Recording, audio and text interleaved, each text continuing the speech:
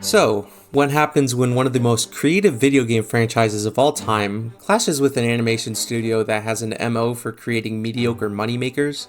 Again, the answer? And I like to fly around. There's a star man. You are Mr. K. I did not really care for the first Super Mario Bros. Movie, let me tell you. It felt like the exact 5 out of 10 movie you'd get with Illumination and Nintendo collabing. The wonderful world of Mario being bogged down by milquetoast humor, most of the celebrity voice cast having subpar performances, and the occasional pointless scene to have some wacky humor for the kids, I guess. Galaxy manages to both improve and fall victim to the first movie's strengths and weaknesses, to the point where I'm not sure I even liked it more or less than the first. To get the positives out of the way, since we're not limited by staying in the Mushroom Kingdom this time around, given the space travel theme, there's plenty of great, vibrant locales that you get to see from the games that are translated quite well here. Definitely the best part of the movie in my opinion. I'll also say that the first act is pretty solid, paced well, and sets things up that could be paid off by the end. Though I want to say when the group splits up around the end of the first act, which by itself made very little sense to me. Like, I know why they wanted Peach largely away from Mario and the gang, but I feel like she'd be smarter to go into space a bit more cautiously and prepared. But anyways, this leads to the biggest issue of the movie, that being it's very disorganized. With the amount of scenes or really just stuff in the movie, so many locales, characters, events going on that they were showing in the marketing, I was worried this would lead to a movie that felt disconjointed.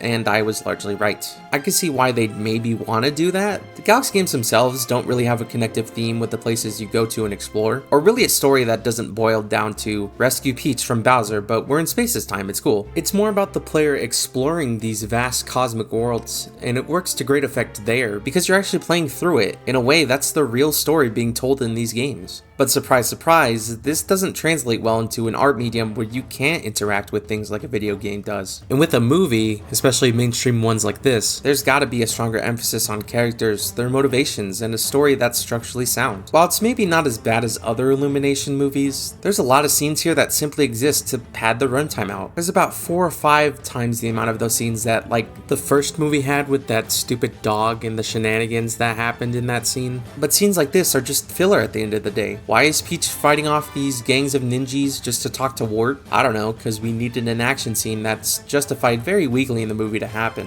Why are the Mario Brothers babies and Yoshi needs to battle the T-Rex from Odyssey? I don't know, because we needed an action scene that's not really justified at all. It quite literally happens out of nowhere because they wanted a Yoshi's Island reference. And I'm not saying you can't have a bunch of action in your movies. John Wick 4 is a great example of this. It's like 80% action, but it's contextualized there. It makes sense why there's so much in that movie. But here, it's disappointing because these scenes just take away not only from the main plot, but also the wasted time here could have been used to flesh out some of the plot points they set up in this movie, and they just don't. So many things are introduced here that just go nowhere. Things like Mario and Peach's relationship, Bowser's conflicting alliances and feelings towards the good guys, Yoshi's introduction, voiced by well-known artist Kendrick Lamar, of course, and the fact that, at least in the movies, Peach and Rosalina are sisters now, and they have this phenomenal cosmic power or whatever, barely touched upon at best and flat out forgotten at worst. Speaking of her, you think she'd be a major character considering this is the Galaxy movie after all, and really just a popular Mario character in general? But she gets shafted hard right at the beginning after being kidnapped by Bowser Jr. and staying kidnapped till like the last 5 minutes of the movie as the universe's greatest battery. Imagine Shadow in Sonic 3 breaking out of his capsule only to get recaptured and Aura farms in another capsule for like an hour and a half. I think it says something that Fox, you know, that guy from a completely different series, has more screen presence and plot relevance than she does. You know, thinking about it, for being a Mario Brothers movie, not a whole lot of it really focuses on them. I'd argue Peach is the main focus here, and while there's nothing inherently wrong with that, of course, the actual execution of this space adventure is just boring. The emotional core, if you want to call it that so paper thin, isn't developed at all, as the movie is much more interested in shoving in pointless action and a bunch of fan service for Nintendo nerds.